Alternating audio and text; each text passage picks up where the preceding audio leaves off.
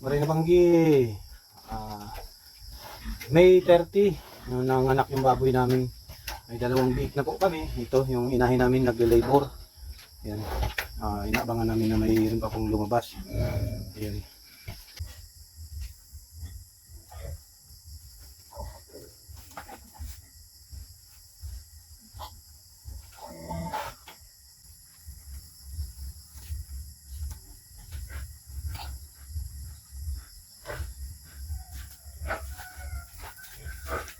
Meron na naman po isa, oh.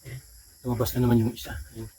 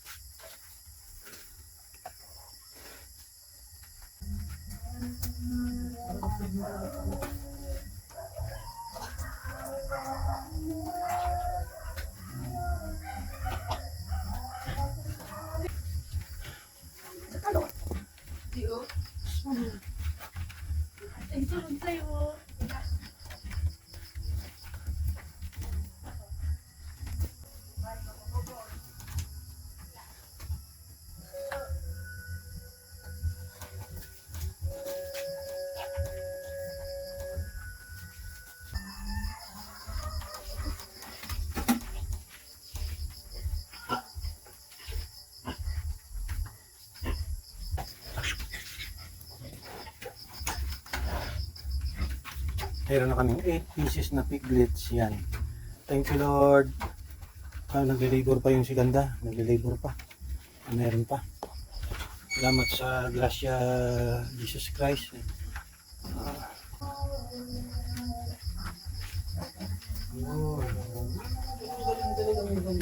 Ikaw pala magsabasan, ha?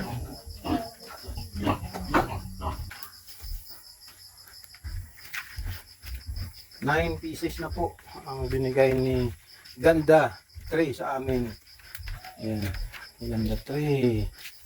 Ito yung 4, 5. Sunod na mga, ayun, June yata. June. Yan, June din to.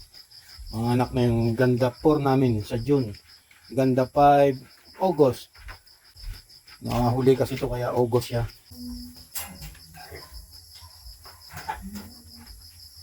Nagpailaw na kami kasi medyo malamig na. Malamig-lamig na ng konti. Meron na kaming 10 pieces na piglets. Yan. Ay. Salamat sa blessings, Lord.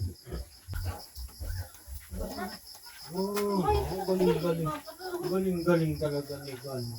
Iubos na yan para makapahinga na ikaw. Pang number 12 po na anak ni Ganda. Yan. Salamat ulit sa blessings, Lord. Yan. Lumabas na yung ano, yung bahay bata. Nandyan na. Lumabas na. Tapos na siya. Okay na si Ganda. Tapos na. Tapos na siyang mga anak. Thank you Lord sa blessing. 12 pieces na liik. 12:01 AM na. Nagpapadidi tayo ng ano. Nagpapa-breastfeed tayo kay Ganda 3. Ang kanyang mga anak. Thank you Lord sa blessing. 12 piglets. Ang binigay mo po sa akin. Nandito yung dalawa. Tapos na sila magdudo. Ito yung 10 na duludo pa.